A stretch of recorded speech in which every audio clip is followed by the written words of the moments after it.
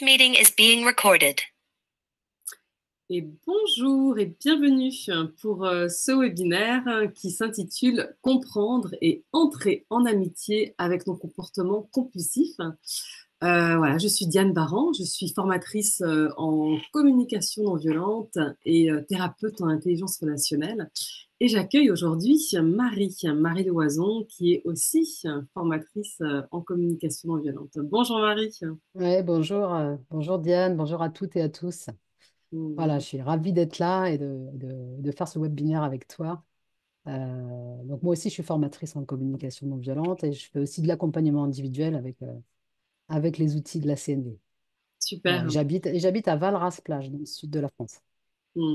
Super, merci Marie d'être là. Et oui, et on a voilà, décidé de parler de ce thème qui est un thème un peu challenge, hein, nos compulsions. Et j'aimerais déjà dire que voilà, euh, on s'adresse à des personnes qui expérimentent des comportements. Tu m'entends? Tu m'entends, Marie? Mhm. Ah, super. Je t'entends, tout va bien. Ouais, voilà, je disais qu'on s'adresse à des personnes qui vivent en fait des comportements compulsifs au quotidien, tels que le sucre, le shopping, les réseaux sociaux, et qui peuvent être des comportements gênants au quotidien, mais qui ne sont pas handicapants, hein. On ne s'adresse pas, voilà, aux personnes qui vivent des comportements addictifs, hein, et qui ont besoin de soins médicaux, hein. Oui, tout à fait. On n'est pas du tout là pour se soustraire à la médecine ou aux addictologues ou à des soins médicaux d'urgence. Voilà.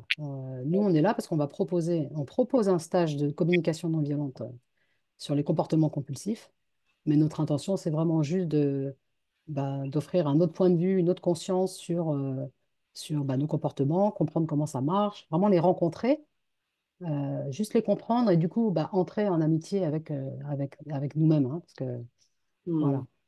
Et, On n'essaie pas de combattre ces comportements, mais vraiment plus de comprendre mais qu'est-ce qu'il y a derrière et puis de pouvoir les accueillir avec compassion en fait. c'est ça, avec de l'empathie. Mm. Et on a toutes les deux, on est très très motivés à proposer ce stage parce qu'on est toutes les deux, on est des humaines déjà, et on est toutes les deux très concernées par les compulsions. Voilà, Mm. donc je te laisserai dire toi, Diane, mais moi, mes compulsions, c'était surtout, et c'est encore de temps en temps, hein, l'alcool, Mm. voilà, les séries, regarder mon téléphone, les réseaux sociaux, euh, le shopping aussi, de temps en temps. Voilà, puis parfois, moi, je cumulais tout ensemble. Voilà. Mais je crois que ce qui me faisait le plus mal et qui m'empêchait le plus de me libérer de tout ça, c'était les jugements que j'avais sur moi. Voilà. Notamment la culpabilité ou la honte. Voilà. De ne pas réussir à arrêter de fumer, parce que je fumais à l'époque, de boire de temps en temps trop, voilà, ou de passer mon temps à regarder des séries alors que j'avais du travail à faire, etc. Voilà. Mm. Mm. Et puis toi, Diane, toi aussi, tu es concernée par les compulsions. Ah ouais, moi j'ai connu les compulsions, voilà, et parfois ça m'arrive encore, hein, mais il y a vraiment, pour moi c'était plus la nourriture en fait, l'alimentation on va dire émotionnelle. Et ça, je l'ai beaucoup connu pendant une période. C'est vrai que là, aujourd'hui, c'est beaucoup plus doux, c'est apaisé. Et du coup, voilà, moi, ça a été. Je suis taureau. Donc, je pense que tout ce qui est voilà, alimentation, c'était quelque chose qui m'apaisait énormément. Donc, voilà, en tout cas, juste pour vous dire on est humaine et que on connaît ça dans notre chair, on connaît ça dans notre expérience et que on avait vraiment envie de partager avec vous notre expérience et comment aussi hein, on peut petit à petit apaiser aussi ces comportements. Exactement. Voilà. Peut-être on va commencer par dire ce que c'est qu'une addiction hein, Et une compulsion. et une compulsion. Ouais. On va faire la différence déjà. On va On va expliquer la faire la différence. différence, hein. Ouais. Pour toi, c'est quoi la différence entre Bah, l'addiction et la compulsion? alors, moi, la grosse différence, c'est que l'addiction, ça comprend souvent une dépendance physiologique, voilà, comme la drogue, la cigarette, l'alcool, les médicaments, certains médicaments qui créent des dépendances. Voilà. Et la compulsion, pour moi, c'est le mouvement qui fait que je vais vers ce comportement-là. Voilà. Mhm. Et la compulsion, c'est pas forcément une addiction physiologique. Le shopping, c'est pas une addiction physiologique. Si j'arrête d'aller faire du shopping, mon corps ne va pas se mettre à trembler, et Mhm. je vais pas transpirer ou avoir des signaux de sevrage comme avec l'alcool ou la drogue. Voilà. Donc pour nous, c'est très important. Et en fait, le stage, il est surtout axé, et notre webinaire aussi, il est vraiment surtout axé sur nos comportements compulsifs. Mhm. Enfin, je ne sais pas si tu veux rajouter quelque chose Ouais, en oui, différence. bien peut-être dire hein, que ces comportements addictifs, hein, c'est vraiment un processus physiologique et psychologique qui est complexe hein, et qui se manifeste à travers tous nos comportements, qui apportent un plaisir et un soulagement à court terme et qu'on va chercher à revivre malgré les conséquences négatives sur le long terme, mais qu'on n'arrive pas à abandonner en fait. Hein. Et du coup, vraiment, l'addiction, et les comportements addictifs, compulsifs, on peut dire hein, que c'est vraiment un enjeu majeur de la santé publique actuellement. Hein. Et puis, on est tous plus ou moins concernés par des petites et puis des grandes compulsions, des addictions. Quoi. Ouais. Mais, Et, attends, j'ai envie de rajouter, parce que merci de dire ça, parce que parfois, quand je parle à des gens que je connais, des amis, des copains, de la famille, et que je raconte que j'anime des stages de communication non violente sur les comportements compulsifs, bah, il y a plein de gens qui me disent, ah ben moi, j'ai pas de compulsion, j'ai pas d'addiction. Voilà. Sauf que moi, si je passe 1 heure avec eux, je me rends compte tout de suite qu'ils en ont. Parce qu'en fait, pour moi, la compulsion, c'est tout mouvement qui fait que j'arrive pas à rester là. Rester là avec ce qui se passe, avec mes émotions. Et donc, c'est tout mouvement de fuite, en fait. Voilà. Et en fait, ben, la compulsion, c'est les séries, c'est le shopping, c'est tout le temps avec d'autres gens, la suractivité, ça peut être le travail. Il y a des gens, moi, je vis avec une chérie et sa compulsion à elle, c'est le travail. Voilà. Donc, elle travaille, elle travaille, elle travaille. Alors, évidemment, sur un plan sociétal, ben, c'est mieux vu que la cigarette ou que regarder des séries ou faire je sais pas quoi. Voilà. Il y a aussi le comportement, faire du sport. Ça aussi, ça peut être compulsif. Voilà. S'il y a quelqu'un qui fait 8 heures de sport par jour, moi je connais quelqu'un qui fait pas 8 heures, mais qui fait 6 heures de sport par jour. Pour ouais, moi, c'est un comportement compulsif parce qu'il cherche à éviter quelque chose. ouais, Voilà. Et en fait, je pense qu'effectivement, ça nous concerne tous. Voilà. Peut-être qu'il y a ouais, des gens comme Bouddha ou Eckhart Tolle qui n'ont pas de compulsion parce qu'ils arrivent vraiment à rester au moment présent, avec ce qui est là, et que ça ne leur génère pas d'inconfort ou d'agitation intérieure. Voilà. Mais donc, pour moi, les humains, bah, on a tous plus ou moins des compulsions. Et pour moi, c'est pas mal, c'est pas à juger. J'ai tout de suite envie de le dire si ça te va, Diane. Hein. Voilà, nos compulsions, nos addictions, c'est pas quelque chose de. On n'a pas à en avoir honte. Voilà. Parce que tu vas réexpliquer ça plus tard, je crois, Diane, mais la compulsion, elle vient d'un espace sur lequel on n'a pas la main, puisqu'on a deux cerveaux. On a un cerveau cognitif qui réfléchit et un cerveau reptilien, voilà, qui lui agit pour notre survie. Voilà. Et la compulsion, bah, on sait aujourd'hui qu'elle vient, elle est commandée par le cerveau reptilien, qui quand il perçoit, il croit percevoir un danger, voilà, quelque chose qui va nous mettre, nous, en insécurité, ou il y a pour lui, c'est un grand danger, hop, il va enclencher le comportement compulsif. Donc, c'est-à-dire la prise de cigarette, aller acheter une fringue, n'importe quoi. Ok. Et puis, bah, si c'est l'alcool, c'est boire une bière parce que d'un coup, il y a la pression qui monte et hop, mon cerveau reptilien, il commence ça. Et ce qui m'a donné beaucoup de détente, moi, dans mon chemin avec la compulsion, c'est de comprendre ça, qu'il y avait deux cerveaux, et surtout comprendre que mon cerveau reptilien, il est 10 fois plus puissant, d'accord, que mon cerveau cognitif. OK? Je peux essayer. C'est pour ça qu'on n'arrive pas à s'empêcher d'eux et qu'on peut culpabiliser derrière. C'est pour ça que ça m'a donné de la douceur. S'il y a le comportement compulsif qui est déclenché, j'ai beau me dire non, c'est mal, je peux pas manger ce bout de chocolat, c'est pas bien, ça va me faire grossir, c'est pas bon pour mon corps, je peux pas allumer cette cigarette, je peux pas faire ci. Mais comme c'est le cerveau reptilien qui va aux commandes là, à ce moment-là, et qu'il est plus puissant que notre cerveau cognitif, bah, c'est lui qui il va gagner. Ok. Plus je vais essayer de l'empêcher, et plus il va se montrer puissant parce que lui, son enjeu, c'est notre survie et notre sécurité. Donc lui, il s'en fiche qu'on grossisse, il s'en fiche que c'est pas bon pour la santé. Lui, c'est un peu une broutasse, d'accord? Moi, j'aime bien dire c'est mon petit Golgoth un peu sauvage là, qui veut prendre soin de ma sécurité et il veut pas discuter. Il n'a pas les moyens. et oui, Voilà. et oui, J'avais envie de rajouter ça. Tu vois. mais oui, complètement. Et que du coup, ça enlève aussi un peu de la culpabilité, quoi, de savoir que, voilà, il y a Il y a quelque chose de beaucoup plus profond, de beaucoup plus inconscient, en fait, qui se joue à ce moment-là. Et que si on n'accueille pas, en fait, ces causes profondes et qu'on n'en prend pas soin, et ben, bien sûr, voilà, ça revient de manière complètement inconsciente, en fait. Exactement. Oui, Donc, parce tu pourrais parler là de à quel moment ça naît, à quel moment on a besoin d'avoir des comportements compulsifs à quoi ça sert. ouais, bon, déjà de rappeler un peu hein, l'origine de l'addiction, tu vois, ou de l'origine de la compulsion, hein. C'est que ben, toutes ces compulsions, elles ont quand même un point commun. Elles activent toutes les neurones de la récompense, qui sont appelés les neurones dopaminergiques. Et c'est eux qui sont responsables de la production de la dopamine, hein. Et donc, la dopamine, c'est quoi? C'est l'hormone du bien-être. Et ces neurones, ils s'activent pendant les phases surtout d'apprentissage, les phases d'assouvissement de nos besoins vitaux, par exemple quand on tète le sein de la mère. Et du coup, lorsque nos besoins vitaux, ils n'ont pas été complètement nourris dans notre enfance, eh ben, on va chercher à l'âge adulte cette source de plaisir, de récompense, de bien-être, De de, sécurité. et de sécurité, d'amour, Mm. de manière inconsciente, avec des substituts, des substances, des pratiques, des comportements qui vont eh bien, nous procurer un soulagement et un plaisir semblable, en fait, Et immédiat. et immédiat. Ouais, Ouais. ouais. Et ça, c'est super important à comprendre, en fait, hein. Mm. Donc, ces substances, ces comportements, ça va faire augmenter de manière artificielle la production de dopamine et de bien-être.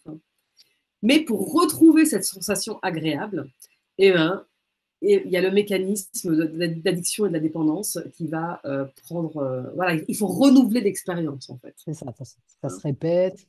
Ça se répète. Voilà. Donc le Mm. cerveau, il va devenir de moins en moins sensible aux addictions compulsives, ce qui va pousser à augmenter au fur et à mesure leur fréquence. Et c'est ça qui devient le mécanisme de l'addiction et de la compulsion en fait. Ok. Et moi, j'aime bien dire aussi, pardon Diane, je t'interromps. Vas-y, vas-y. C'est OK? Ok, c'est bon pour moi. J'aime bien dire que parfois on augmente la dose et Ouais, ou, d'accord, je pense qu'il y a souvent du et, on rajoute d'autres compulsions, d'autres comportements. ouais, OK? Moi, bah, des fois, quand je suis prise avec mon agitation intérieure, mon insécurité, que j'arrive pas et que mon cerveau reptilien a pris le dessus, bah, je peux me retrouver devant la télé, en train de regarder une série Netflix, ouais. d'accord? En même temps, en train de scroller sur mon téléphone, là, OK? Mm. En même temps, je peux me prendre une bière, OK? Qu'est-ce que je peux faire encore? En même temps, manger des gâteaux, du sucre, voilà. Donc, je les enchaîne, OK? Voilà. Et ça peut durer, mon comportement, il peut durer, bah, je sais pas, 1 heure, 2 heures, 3 heures, voilà. Parce que juste regarder la série, ça va pas suffire pour m'amener l'apaisement. Voilà. Apaisement, ouais. Ouais, C'est ça. Mm. voilà. Juste, je voulais rajouter ça. Aussi pour se donner de la douceur, parce qu'il y a des gens qui me disent, ben, j'en ai plein, je vais jamais m'en sortir. Alors que Mm. pour moi, on peut s'en sortir, entre guillemets, parce que la cause profonde de ça, il n'y en a pas 50, d'accord? C'est toujours les mêmes causes. Pourquoi je déclenche, pourquoi mon cerveau reptilien déclenche les comportements compulsifs ou addictifs?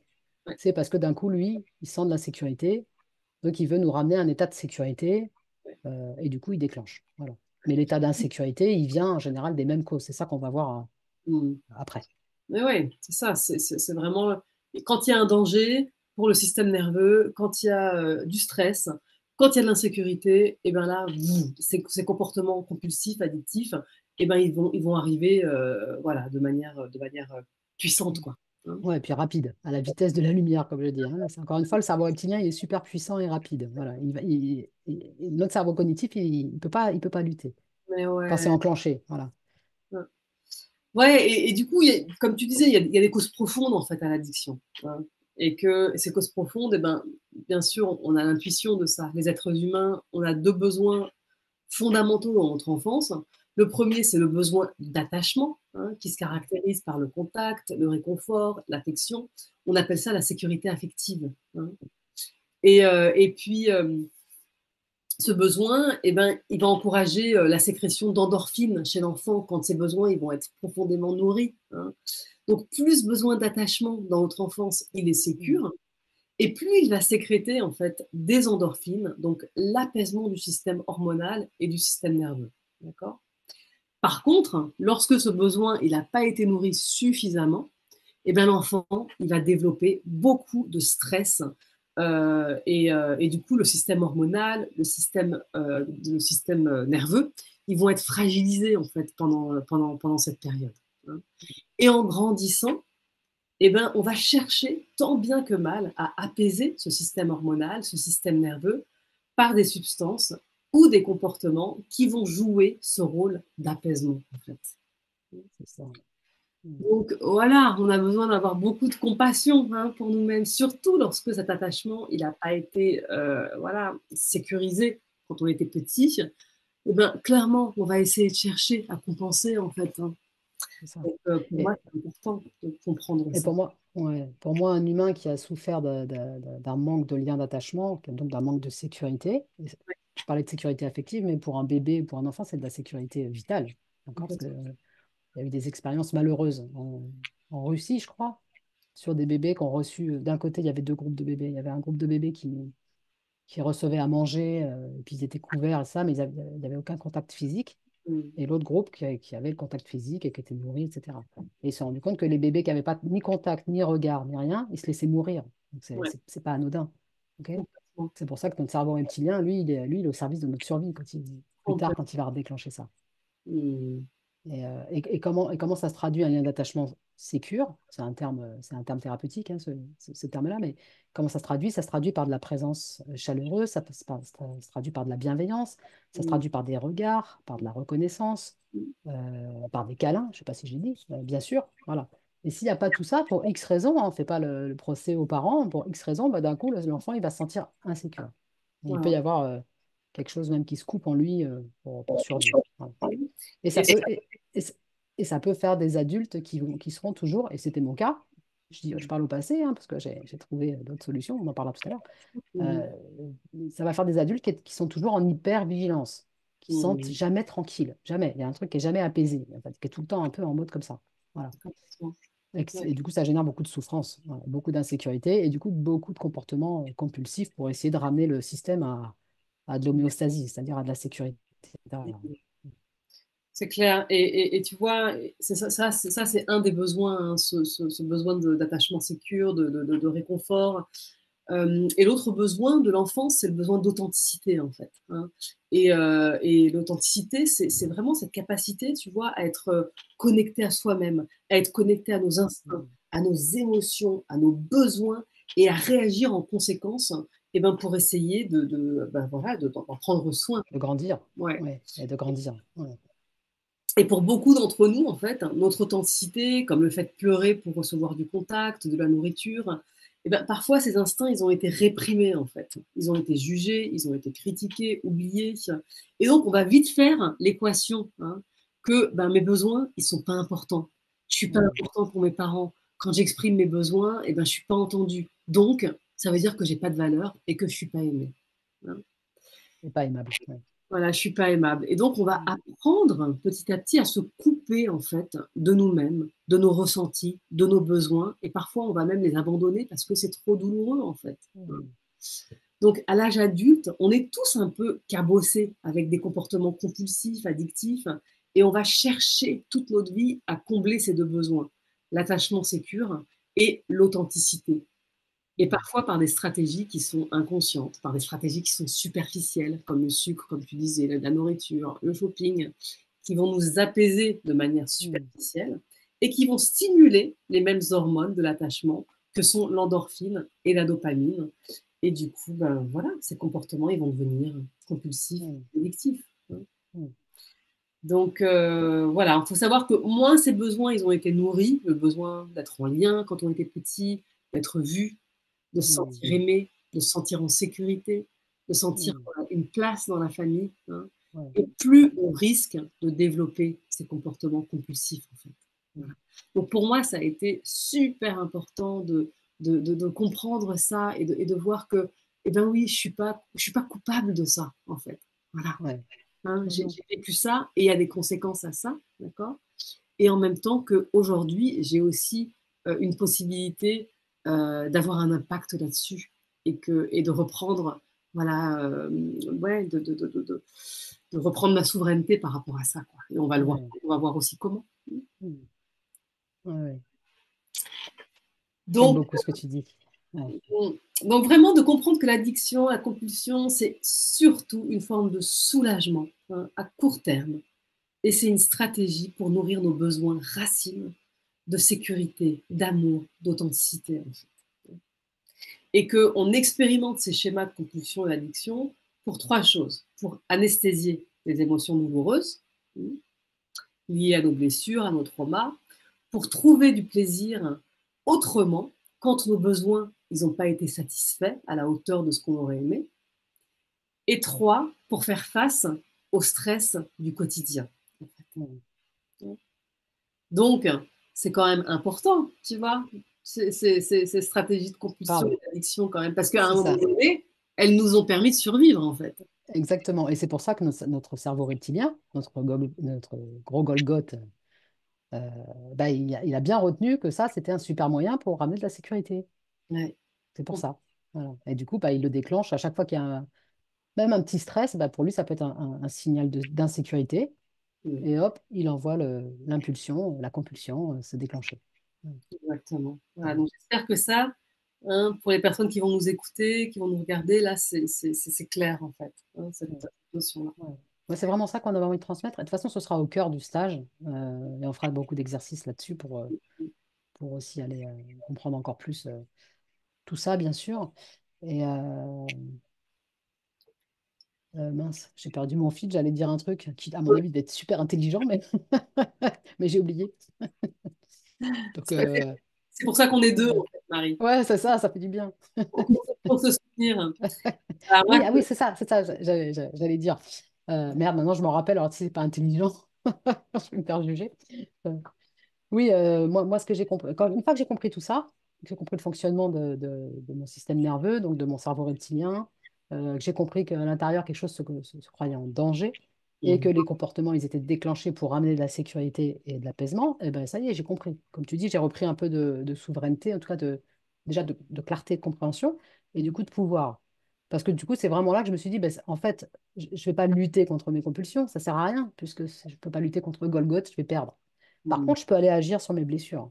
Donc, mm, je peux faire un travail thérapeutique, ouais, euh, même si j'ajoute tout de suite que notre stage, c'est pas un stage thérapeutique, hein, mais on ira, ça peut en tout cas mettre en clarté, en lumière des blessures.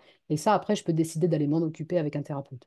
Donc, plus complètement. je m'occuperai de mes blessures, donc les petites parts de moi qui se sentent tellement en insécurité, plus je vais aller m'en occuper, les guérir, les soigner, les prendre dans les bras, Bien sûr. et ben moins il y aura cette insécurité et moins les comportements compulsifs seront déclenchés par mon Golgoth. Exactement. Voilà. Mm, Ça, et aussi, aujourd'hui, on sait que, il y a plein de choses qu'on peut mettre en place dans notre vie de tous les jours pour amener cette sécurité, pour déclencher la dopamine, mm, notamment un travail sur l'activation, la tonification du nerf vague. Voilà. Donc ça fait partie des choses aussi qu'on expliquera pendant le stage et que ça, on va beaucoup pratiquer d'exercices qui sont en lien avec ça. La respiration, qui peut aussi avoir un impact sur mon Golgoth, voilà, pour mm, lui envoyer des messages de sécurité. Donc ça aussi, on le verra pendant le stage. complètement. Euh, voilà. Nous, notre objectif, c'est que vous repartiez du stage avec la vision claire que d'autres stratégies existent, que vous Mm, pourrez mettre en place déjà pour mm, apporter une certaine sécurité sur un autre plan et qui ne sera pas nocif pour votre santé ou votre vie sociale. Voilà. Et puis qu'après, ben, nous, enfin, moi, j'insiste beaucoup là-dessus, on ne peut pas faire l'économie de travailler sur nos blessures, on ne peut pas faire l'économie de ça pour moi. Si on ne mm. travaille pas sur la blessure qui Ouais, crée l'insécurité générale de notre système, ouais. ben, on peut faire plein de choses à côté, mais ça ne va pas guérir et pour moi, c'est perdu d'avance, quoi. Ouais, ce que tu dis, c'est qu'il y a vraiment il y a plusieurs chemins en fait, hein, de solutions. C'est à la fois un chemin où on a besoin de réapprendre à s'écouter, à être de bons parents envers nous-mêmes, à accueillir en fait nos blessures, voilà, nos blessures et nos traumas d'enfance.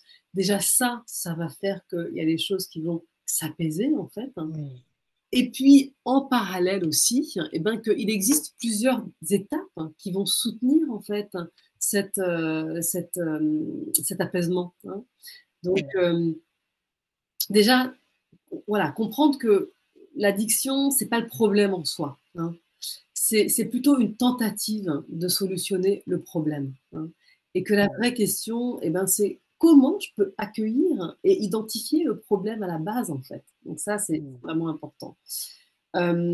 Et bien sûr, il y a aussi le fait d'accepter d'en parler, hein, de se faire aider, comme tu dis, par un thérapeute, de voir que, tu vois, ce dont on a beaucoup parlé aussi toutes les deux, c'est le sentiment de honte, en fait, que Ouais. beaucoup vivent la culpabilité et la honte parce qu'on ne veut pas en parler, parce qu'on se cache de ça, alors qu'au contraire, hein, plus on va accepter d'en parler, et plus eh bien, les choses vont commencer à se libérer, en fait. Ouais. Donc, Merci, Diane. Ouais. accepter, hein, qu'on est tous Mais des êtres humains ouais, fragiles. c'est ça. Et c'est aussi pour ça en tout cas, pour moi, c'était hyper important de faire ça en groupe, en stage. Mmh, Parce que en stage, en groupe, ben, on va se rendre compte qu'on n'est pas les seuls. D'accord? Et mmh, la honte, en général, elle est déclenchée par le fait qu'il y a quelque chose en moi qui croit que je suis seul au monde à être aussi faible, aussi nul et aussi ça. En exactement. fait, on va se retrouver entre humains et on va Ouais. vite se rendre compte que ben, on est tous concernés. Et puis, on vous l'a expliqué, je pense que déjà vous l'avez compris, la plupart des humains sont concernés. Voilà. Euh, et ça libère. Donc, on va pouvoir parler librement de nos addictions, de nos compulsions, même si elles semblent honteuses. D'accord? Mmh, Moi, j'ai eu des hommes dans mes stages qui ont osé enfin parler de leur compulsion au sexe ou à la masturbation, voilà, ouais, devant tout le groupe. Et c'était ouais, super libérateur pour eux. mais Et oui. du coup, ça a permis à d'autres gens, ils n'avaient pas cité cette compulsion-là, tellement elle était honteuse. Et du coup, de pouvoir le dire, ouais, mais en fait, moi aussi, j'ai ça. D'accord? Mmh, La masturbation, ça fait aussi partie des compulsions. OK? Le complètement. sexe, mais la masturbation aussi. OK?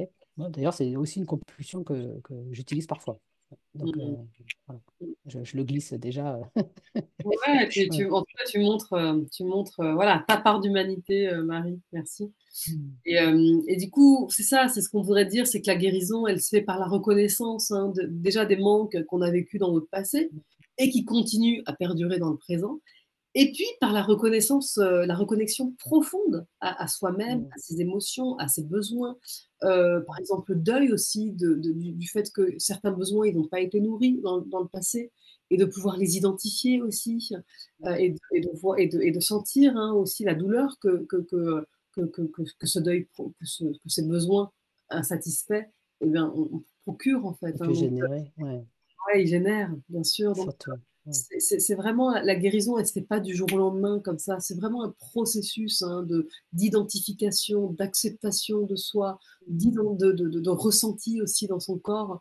Donc, Mm. voilà, accepter que ça prend du temps, hein, de pouvoir nettoyer, guérir, se libérer de tout ça. Ouais. Ouais. En tout cas, c'est ça qu'on va proposer d'amorcer pendant ce stage. Voilà. Euh, et pour moi, c'était important de le co-animer avec toi, Diane, parce que toi, tu es aussi thérapeute. Et puis moi, je sais aussi accompagner des gens, donc c'est aussi assurer une certaine sécurité dans le groupe. Ouais. Voilà, s'il y a que des choses qui se passent émotionnelles, pour ceux qui ont déjà fait de la communication non violente, a priori, ce stage, il est ouvert aux personnes qui auront fait au moins 4 jours des bases de la CNV, Mhm. mais on peut discuter avec les gens, voilà, si ça peut être du cas par cas. Voilà, mais en tout cas, de savoir qu'il y aura de la sécurité. Voilà, il y aura le Mmh. cadre et la sécurité qu'on va offrir, parce qu'on sait que ces espaces-là, quand on les visite, ben, ça peut rendre un peu vulnérable, voire fragile, et c'est OK. Voilà.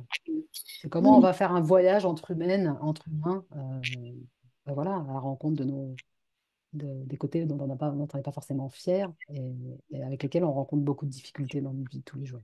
c'est ça, c'est vraiment ce que tu dis, c'est apprendre à s'aimer sur ce chemin, hein. C'est, Mm. s'aimer, c'est pas quand tout est parfait, quand tout va bien. C'est vraiment quand, eh ben, on peut apprendre à s'accepter et à s'aimer aussi et surtout avec nos compulsions, avec Mm. nos comportements indésirables, quoi. Et Oui. Mm. voilà, donc pour moi, c'est ça, c'est vraiment les questions, c'est est-ce que je peux apprendre à m'aimer avec, ces addictions? Est-ce que je peux accepter, en fait, que oui, j'ai des addictions qui reflètent des manques intérieurs, et c'est OK, hein? Ouais. Comme Est-ce tu que disais tout à l'heure, on n'est pas coupable. On n'a rien fait de mal, hein. Au contraire, hein. Notre système, il a tout fait en sorte pour qu'on survive et c'est merveilleux de voir ça. voilà, Mm. complètement. On a survécu jusqu'à maintenant, et ça, c'est un Ouais. miracle. Voilà, avec tout le monde, quoi. Oh, c'est à célébrer, exactement. Ouais, et Eh aussi, bien, je peux prendre soin, hein, de mes besoins de sécurité et d'amour autrement que par la Mm. nourriture, autrement que par le sexe, autrement que par Ouais, l'alcool. Et ça, tu vois, ça va être aussi un chemin de réapprendre à créer de nouvelles habitudes oui. neuronales. Et Mm, mm. ça, on va en parler beaucoup aussi dans le stage. Ouais, c'est ça. C'est ça, comme j'expliquais tout à l'heure, les autoroutes neuronales, c'est ça, c'est notre Golgoth là-haut, bah, il croit qu'il n'y a qu'une seule solution et il utilise toujours les mêmes, enfin, une ou plusieurs, donc, toujours Ouais. les mêmes. Et en fait, il ne sait pas, lui. C'est pas le cerveau cognitif. Donc, il n'a pas fait les stages de CNV, il n'a pas fait peut-être tout ce que vous avez appris, les outils que vous avez dans votre petite sacoche ou vos grosses sacoches.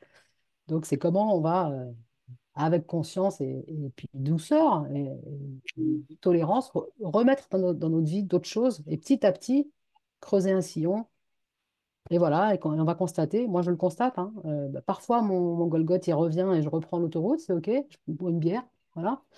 Mais par contre, bah, comme je mets en place plein d'autres choses dans ma vie, bah, puis, une fois sur deux, je fais pas ça, je fais autre chose. Je fais une respiration, je fais, j'active, je tonifie mon nerf vague, voilà, je parle à quelqu'un, j'exprime ce que je ressens, et ça aussi, ça me donne de l'apaisement parce que c'est tout de suite reconnu, etc., etc.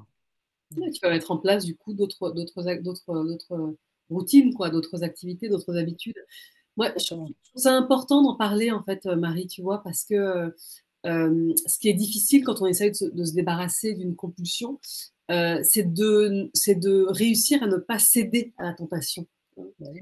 Et on voit bien que ces compulsions, elles nous détruisent à petit feu, hein, petit à petit, que ce soit l'alcool, que ce soit voilà, la nourriture, etc. Mais on ne peut pas s'en empêcher, en fait. Hein. Et, euh, et donc, c'est de voir toutes les fois la tentation, elle est là, et ben, quelle autre activité je peux mettre en place pour booster mon système hormonal de dopamine, d'endorphine, etc. Et ça aussi, ça va être pour moi, ça a été hyper important de comprendre que une addiction, c'est une habitude en fait. Hein. Et c'est une habitude qui est tellement bien ancrée qu'elle devient indispensable. Ce qui nous manque, c'est pas juste la substance hein, ou le comportement, c'est l'habitude et la routine derrière en fait. Ouais, ouais, ouais, c'est Donc, clair. imaginez-vous que vous ayez la même envie, mais pour quelque chose eh ben, qui soit vraiment constructif, hein, comme par exemple du yoga, du sport, apprendre la guitare, faire de la randonnée. Voilà, donc on sait que ça prend 90 jours pour transformer une action en habitude et en plaisir. Donc, est-ce que vous voyez que pour moi, l'addiction, c'est comme un mécanisme qui nous permet aussi de pouvoir passer à des activités constructives et qui nous permettent vraiment d'amener des choses bah, qui soient bonnes pour nous au La bonne, quotidien. Quoi. c'est ça. Hein. Ouais, ouais, tout à fait. Euh, Super. donc, c'est comment on crée de nouvelles habitudes de vie quotidienne qui nous donnent une récompense à long terme au lieu d'une récompense à court terme, en fait. Mm. Donc ça a été super important pour moi de Mm. comprendre ça. Voilà. Magnifique. Donc, comment on peut Euh, apprendre à se faire plaisir autrement ouais, à prendre soin de soi autrement. et à prendre soin de soi autrement. Exactement. Donc, Bien. eh ben voilà, hein, je pense qu'on a fait un petit peu le tour hein, de ce que c'est que pour nous, en tout cas, notre compréhension. Et, euh, et puis, euh, et puis, pour moi, c'est vraiment joyeux de pouvoir accompagner ce processus, quoi. Et comme on n'est pas en train de se battre contre, on est vraiment en train d'entrer en amitié, en fait, avec nous-mêmes. Et pour moi, la compassion, l'amour de soi, ça va être vraiment voilà, ça va être Un vraiment soutien. des clés pour cette transformation, quoi. Mmh. Tout à fait. Mmh. Est-ce que tu Bon. veux ajouter quelque chose comme en conclusion, en fait, Marie, par rapport à tout ça?